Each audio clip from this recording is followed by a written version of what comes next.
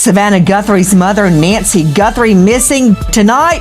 Clash of the Titans, a war between the gods. The FBI director, Cash Patel, versus Pima Sheriff Nanos. How badly has Nanos torpedoed the search for Nancy? As we discover a vast area near Nancy's home unsearched. Why? Sources reporting investigators shifting the hunt to a gray van. Why? And will solar-powered cams reveal more video? Good evening. I'm Nancy Grace. This is Crime Stories. I want to thank you for being with us. Authors cannot help but write about the relationship with the victim and the victim's families. This perpetrator had gleaned a lot about Nancy Guthrie's life. The perp likely has a criminal I got history. frustrated because I knew from my sources they were trying to keep you guys out. They did. They did keep you out. And look, here's how time matters in an investigation. The first 48 hours of anyone's disappearance are the most critical. And here's how these cases works. It is a state matter. It's a state and local law enforcement matter. What we, the FBI, do is say, hey, we're here to help. What do you need? What can we do? And for 4 days, we were kept out of the investigation. And when we were finally let in, Sean, look what we did. We went in and got the Ring doorbell.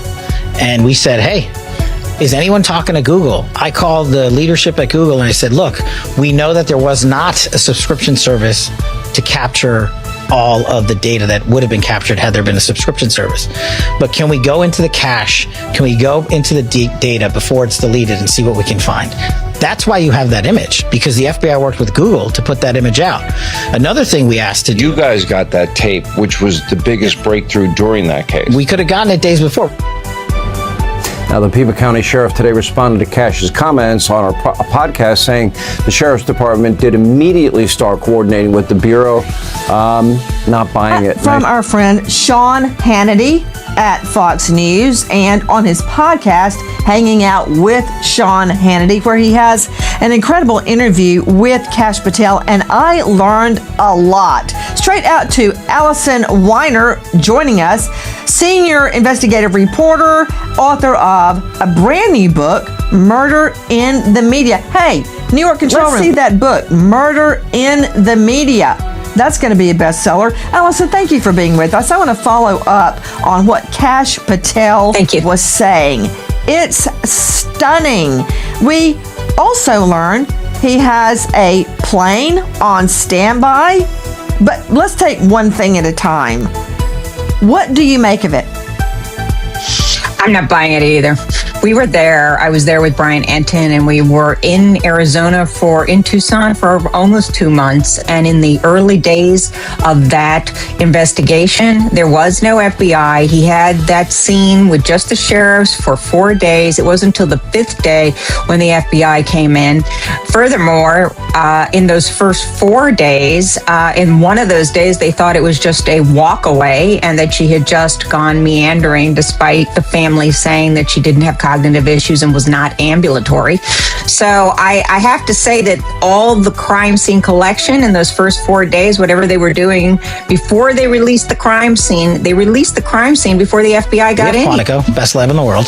I had a fixed wing aircraft on the ground ready to move it immediately through the night. Did they just say no? And they said, we're sending it to Florida. Amazing. I don't know whether to cry, laugh, or go take all the air out of Nanos' tires. I'm not sure which way I should go. That's from our friend Sean Hannity and his new podcast, Hang Out with Sean Hannity. Let me understand what I'm hearing, Allison. Cash Patel had a fixed wing aircraft on standby, ready to take DNA taken from Mrs. Guthrie's home to Quantico, to arguably the best lab in the world, and they were turned down. Did I hear that correctly, Allison? I don't think they were even turned down. I think they didn't tell them that they had taken it to their own private lab until after the fact. And the private lab is in Florida. It's a good lab, but the basic fact is that the FBI lab is free and one of the best in the world. So I'm not, quite sure about that. But actually, Nancy, there's even more. We learned that HRT, the hostage rescue team from Quantico, had flown in and was waiting at the Air Force. And when they did that run to Rio Rico, the SWAT team went to Rio Rico to look into a suspect there, or potential suspect. They got there and they went there, the sheriff's team, SWAT team, local team, without even racing there before the HRT could get there, even though they were on standby as well. Some of the, best guys and ladies in the business. You're not kidding. Allison Weiner joining us. Brand new book, Murder in the Media. Okay, let's hear this one more time. I want to hear specifically what Patel says. We have Quantico, best lab in the world. I had a fixed-wing aircraft on the ground ready to move it immediately through the night. Did they just say no? And they said, we're sending it to Florida. They just said, we're sending it to Florida, from our friend Sean Hannity. Hang out with Sean Hannity. Joining me now, Joseph Scott Morgan, professor, forensics, Jacksonville State University, author of Blood Beneath My Feet on Amazon, star of a hit podcast series, Body Bags with Joseph Scott Morgan. But for our purposes, he is a death investigator that has been to over 10,000 death scenes. And he's not just a talking head that blathers on and on with no experience. In fact, I first met him in a heated argument when he was with the Fulton County Medical Examiner's Office because I needed evidence then and it wasn't ready. Through no fault of his, I might add. That's how I met Joe Scott Morgan. Joe Scott, did you hear what Patel said? And I agree with Hannity. I'm not buying it. At every turn, the feds are being thwarted. And what does that mean? I don't care about some turf battle. I care about finding Nancy Guthrie. And tonight, we're learning more and more about how Nanos, let me just say, technical legal phrase, screwed the pooch. Left, right, no matter what he was offered, he said no. What difference has it made that the feds were not allowed in and they did not take access of that fixed wing aircraft to get the DNA sent immediately? That from our friends at News 12. Let's preach a little bit, Nancy. Pride cometh before the fall. And that's what this is all about. And it's so critical in these moments when you can avail yourself of the services of the feds. Their abilities to what they can do are almost limitless. Think about how much money we dump into an organization like the FBI. And what Patel was saying relative to Quantico, it's what everybody else shoots for in the area of forensic science relative to have those assets at your disposal. And for whatever reason, they did not want to avail themselves of these opportunities. And, the thing about it, Nancy, and you know a lot about chain of evidence, right? The more hands evidence passes through, okay, it becomes degraded, not just in the physical sense. When you think about that, the sample, for instance, if you're talking about DNA, because it's very, very fragile, but also from chain of custody or the chain of evidence relative to how many hands is it passing through before it's processed. Those little markers along the way kind of dictate the validity of whatever your end game is. My biggest question about this case relative to DNA is, was it ever compromised along the way? When you send it to Florida, right, and it's not in the same chain that the FBI uses, and I know that they avail themselves of other services like Courtroom, you run the risk of really having a problem here. So, looking back, and anybody can Monday morning quarterback it, but this isn't Monday morning, Nancy. The game is still on at this point in time. We have not seen any evidence of Mrs. Guthrie at this point, and this is critical. This is not like this thing's been adjudicated and we're sitting over coffee and we're talking about it or whatever the case. Just this Scott, is an hold on active just a moment. case. Let me understand what you're saying. You're saying that the delay may have cost, let's just be blunt, the delay may have cost Nancy Guthrie her life. Delay. Yeah. How long was she alive? She could still be alive, and I pray for a happy reunion for our friend Savannah Guthrie. But delay. That's what happened. And it could have cost her her life. Right, because they didn't hop on this. The other thing that they didn't hop on it, to Allison's point earlier about the security of the scene, if they had secured this thing from Jump Street, Nancy, okay, no pizza deliveries, no pool boys, all that nonsense. If they had secured it, they would have gotten to this cloud earlier that contains this information, and it could have gotten into the hands of people. And again, I don't want to beat this drum over and over again, but when we see those tiles there, they could have done electrostatic lifts on those. We actually see where this guy is putting his feet in this image right here. If they had frozen that scene, you could have done shoe lifts off of that. That's gone. That's gone like a vapor. Usually, Allison Weiner, joining us, investigative senior reporter, News Nation, author of new book, Murder in the Media. Allison, normally when prosecuting a case, putting together a case, discussing a case, analyzing a case, I rarely go into coulda, shoulda, woulda, because frankly, it's a waste of time. You need to keep moving forward, because every minute you delay, you're losing the possibility of preserving evidence or finding a witness or finding Nancy Guthrie. But I think it's worth noting how badly this torpedoed the case. In a nutshell, everything Joe Scott Morgan said was true, but simply put, the delay in the DNA, I mean, look, we still don't even have it. We still don't have it because of the delay caused by Nanos. Who knows what a positive match could have meant in saving the life of Nancy Guthrie or finding her, Allison? It's really, at first we tried not to focus on the sheriff because we really wanted to focus on Nancy Guthrie, but he was just too reckless of a presence to ignore because he was media with conflicting information about timelines, about, oh yeah, my bad, I opened up the scene too soon, I wouldn't do that again.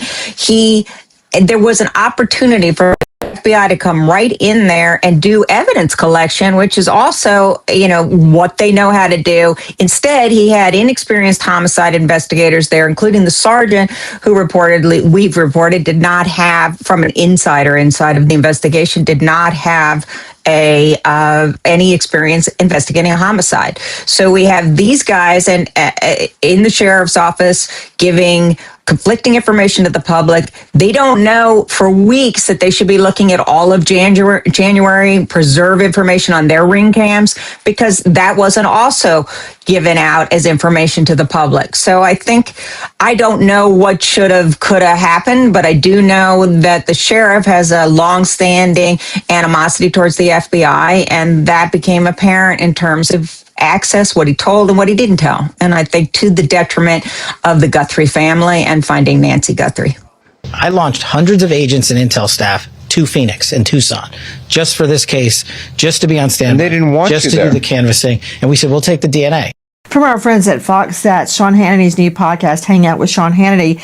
Another thing to Brian Fitzgibbons. Guys, Fitzgibbons is Director of Operations, USPA, Nationwide Security. He leads a team of expert investigators around the world. He leads them finding and extracting missing people. Specifically, I'd like to point out, often from Mexico, which may come into play here. He is a former Marine and an Iraqi war vet, and I think that says it all.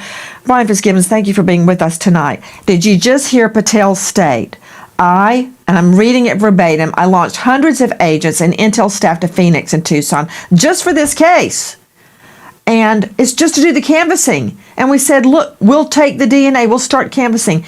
Brian, a delay is a defendant's best friend. The canvassing needed to happen then, immediately, and not just the two next door neighbors. All around the neighborhood, getting video that maybe has now been overridden, questioning people about the night before. Like, can you tell me what noises you heard a week ago in the middle of the night? Because I can't. If you ask me about last night, yes, I can tell you the dog started barking at precisely 4 a.m. But if you ask me a week from now, I'm not going to know that anymore. All those agents on standby to find a missing person. Gone. All that evidence. Gone. Brian? And these issues, Nancy, with the DNA are the tip of the iceberg. Because here's the deal. This is where my mind went almost immediately. If that was the level of collaboration or the lack thereof, how much work was duplicated when the FBI did actually enter the scene 5 days later, right? And what I mean by that is how much of this canvassing had already been done by Pima County? How much information was being shared between the agents from Pima County on the ground doing the investigation with the federal law enforcement agents? How much was done twice? How much time was wasted in those early days? And you're talking days 5 through 10, right? When the FBI first entered the scene. So, this statement from Patel is very concerning. And, so far Patel has kept quiet until Hannity got him to speak out and tell what he knows. But, I want you to hear this, because the faster you can get on the ground and start looking, the more likely you're going to solve the case. And at first, at the very beginning, this was treated as if Nancy Guthrie had just wandered off and must have fallen in a ditch. What a load of hot, stinking, steaming BS. Now, listen to this, Fitzgibbons. It is a state matter. It's a state and local law enforcement matter. What we, the FBI, do is say, hey, we're here to help. What do you need? What can we do? And for 4 days, we were kept out of the investigation. 4 days. 4 days. From our friend Sean Hannity at Hang Out with Sean Hannity, his podcast. 4 days, Brian. You can't get that back. As I always say, when you got a missing child, every hour, 60 mph at best.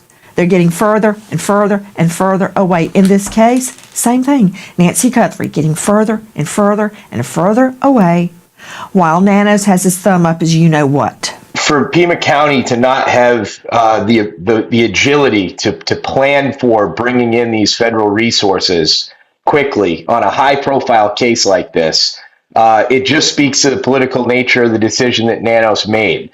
That this is a long-standing beef with the FBI, and that he, Joe Scott Morgan said it best: "Pride cometh before the fall." And this was a decision born out of pride that he wanted to be the one to solve this case. That image out. Another thing we asked to do. You guys got that tape, which was the biggest breakthrough during that case. We could have gotten it days before. We could have also maybe gotten more data had we been let early. Again, from Hang Out with Sean Hannity, the Google tape. Oh, Joe Scott Morgan, professor of forensics. Can I tell you how valuable that video is? Let's see the porch, guys, if we haven't seen it before.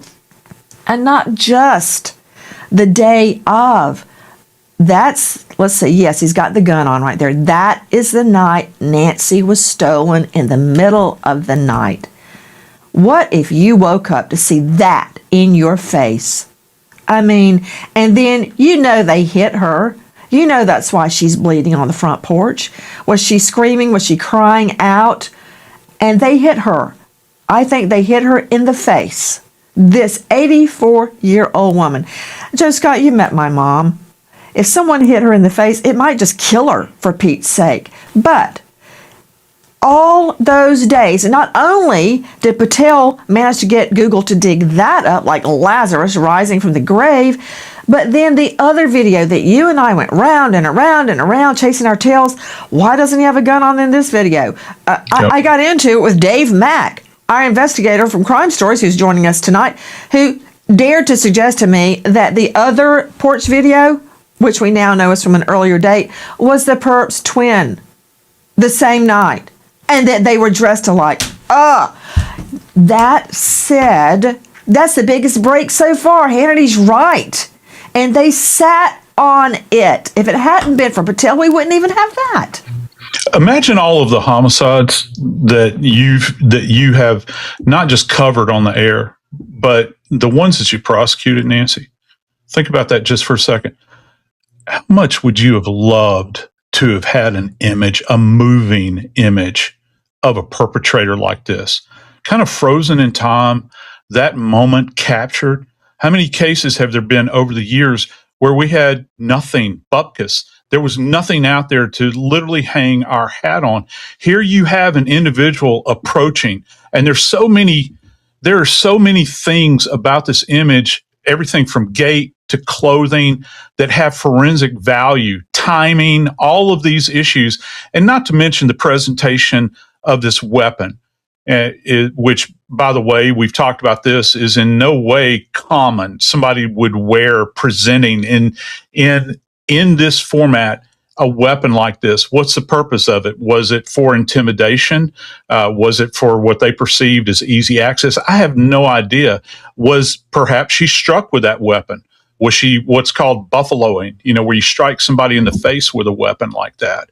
I don't know. I know that looking at the blood that was out there, I see expirate there, not aspirate, it's expirate, where you have blood that is coming out of the nasopharynx area where somebody's blowing out, coming from the nose, the mouth, and then you have those free-falling drops right there. Do you realize, I'm not saying this necessarily to you, but do people realize how fragile that evidence is?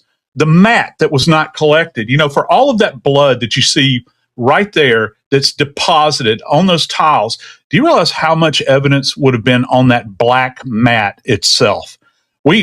I don't know. We'll never know, right? Because it's been compromised at this point in time.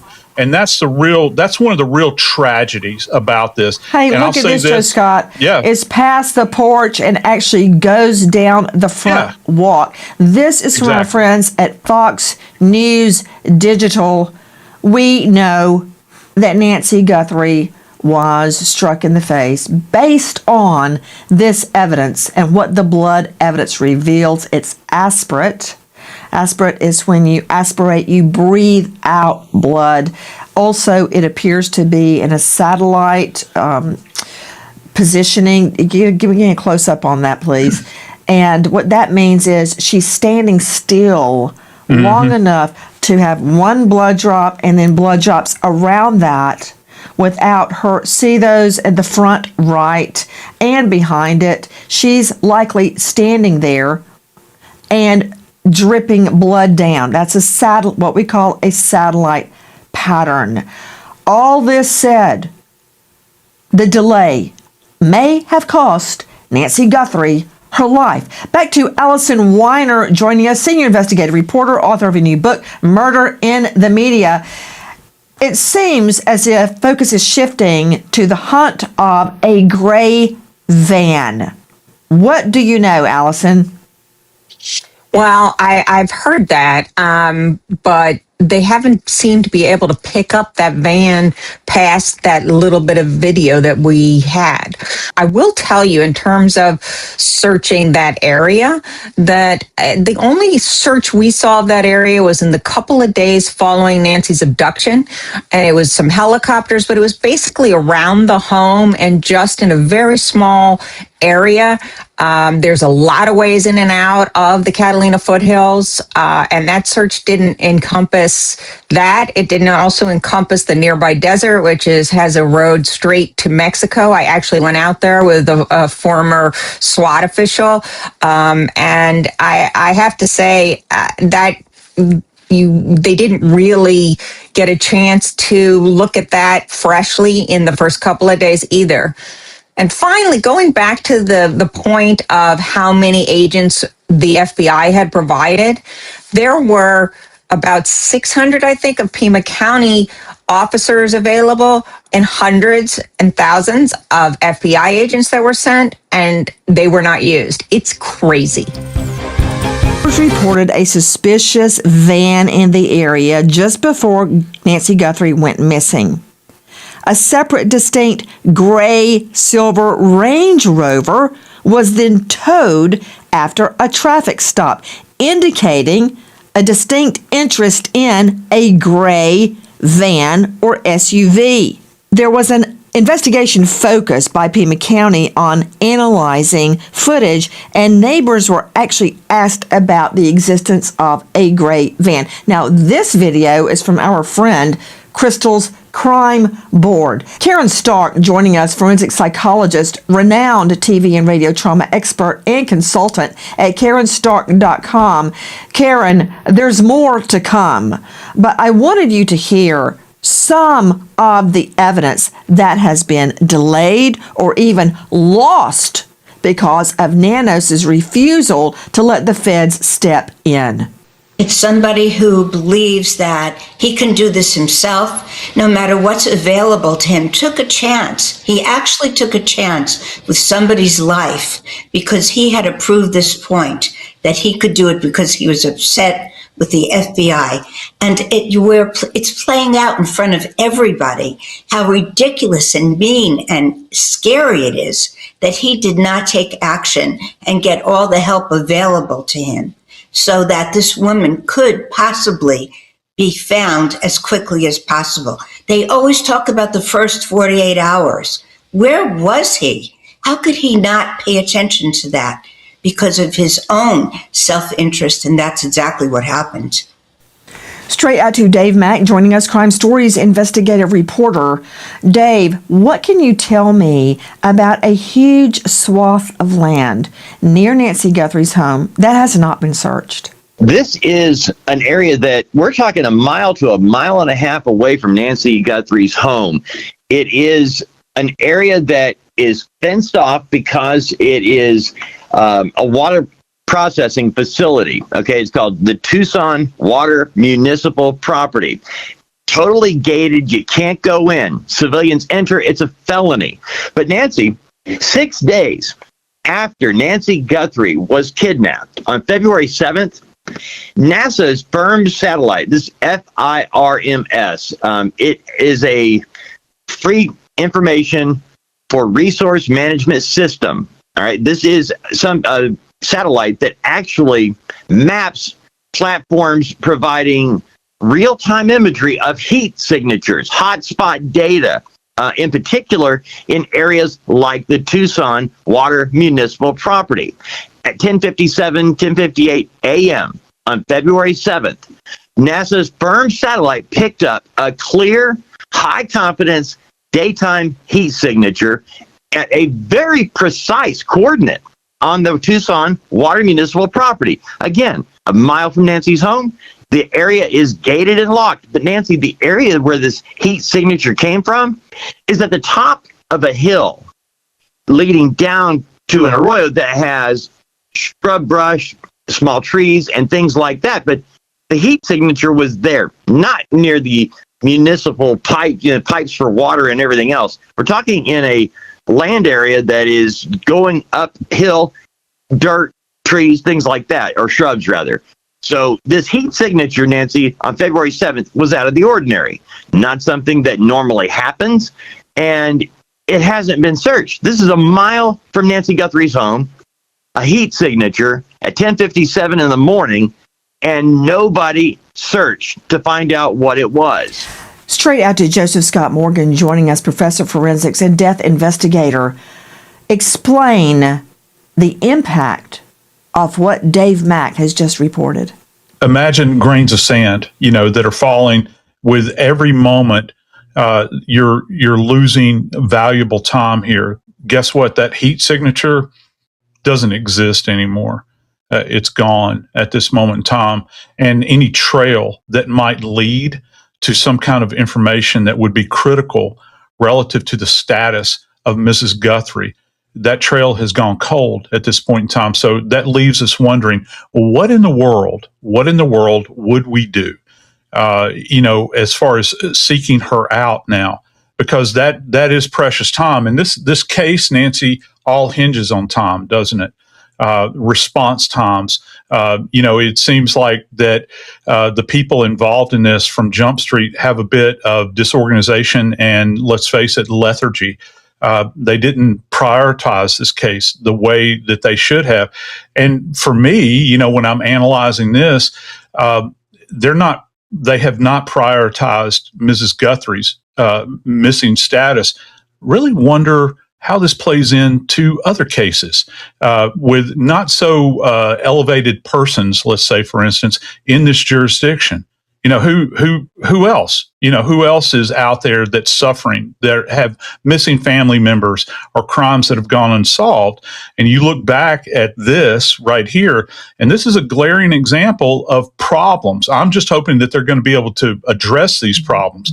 I'm not really hopeful, I got to tell you, Nancy, about Miss Guthrie's status right now. And that lies at the feet of those that are in charge of an investigation, Nancy. That from our friends at News 12. Dave Mack, explain to me where exactly that heat signature was. It was in the Tucson municipal water cordoned off area, about a mile and a half from Nancy Guthrie's home. I mentioned, Nancy, that this is a very large area, a huge, as you've called it, a huge swath of land that is cordoned off. It is gated, it's locked, barbed wire at the top, and no civilians are allowed in. But this is only a mile and a half from Nancy Guthrie's home, 6 days after she is stolen in the middle of the night. A heat signature, exact position. I'm curious. Joe Scott Morgan, you mentioned that evidence is now gone. To Brian Fitzgibbons joining us, Director of Operations, USPA Nationwide Security. How valuable would that be in a search for a missing person? You've got this giant swath of land very close to Nancy Guthrie's home, and out of the blue, an elevated heat signature indicating a living creature, not a dead creature, a living creature, and it wasn't pursued. Now, is it because the land was surrounded by barbed wire? You know what? Where I grew up, a lot of pastures full of cows were surrounded by barbed wire. We just went over them or under them. It's not hard. So a barbed wire fence is stopping Pima sheriffs from searching, and you've got this elevated heat signature popping up in the middle of it, and nothing's done? Yeah, I have to think that what you're seeing here is issues with triaging these data points. In that close proximity to Mrs. Guthrie's home, you would think that this would be followed up very quickly. And I'll add one thing here. Private investigator Steve Fisher, who's been many times a guest of this show, did a great job explaining a few months ago drone technology that's available that can quickly grid search these expansive areas and stitch together effectively it looks almost like a satellite map, but it's taken by drone. Something like that, tying in an external resource that quickly. There were failures all along the way to bring in outside help to do things like that. So it was just I don't think it was the barbed wire that kept them out. I think it was an inability to effectively work with anybody outside of Pima County. Brian Fitzgibbons, you're absolutely right. Take a listen to Steve Fisher. So what we can do with these specialized drones, and these are enterprise drones, these are not regular consumer drones, is we can program them to search or to fly certain search grids and whatnot. And so what we do is the drone flies these lines that we define, and then when it's complete, we have we have imagery of this whole area. And then what we can do is we can actually build a map out of that, stitch those together, and then actually search the map. Dave Mack, Crime Stories investigative reporter, what can you tell me about solar-powered cameras and what, if anything, they may yield? Nancy, the one thing we know about these solar-powered cameras and devices is that we watched as the law enforcement removed one of the solar-powered devices and wired camera from the roof. If you remember, it was around February the 6th into the investigation, 7 days in. And we know that these solar-powered cameras and other electronics, they're not attached to the grid. So whatever is being run and recorded by these cameras would be saved. It's not part of any kind of grid, so it doesn't matter if you cut all the wires in town. These things are independently powered. Hi guys, American homeowners. The FBI has been warning about a type of real estate fraud called title theft, and your equity is the target. With just a forged signature, your ownership can be transferred out of your name, and without protection in place, you're left with an emotional and financial nightmare. That is why we partner with Home Title Lock, so you can find out today if you're already a victim and protect yourself. Use promo code Nancy at HometitleLock.com to get a free title history report, plus a free trial of their $1 million triple lock protection. That's 24/7 monitoring, urgent alerts, and if you're a victim of fraud, they'll spend up to $1 million to fix it. Don't be a victim. Protect your home equity today.